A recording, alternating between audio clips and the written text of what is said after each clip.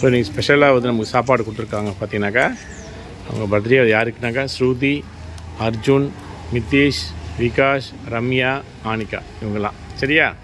அவங்க தான் வந்து ஸ்பெஷலாக கொடுத்துருக்காங்க. அவங்கள நம்ம ப்ரே பண்ணிக்கலாம். சரியா?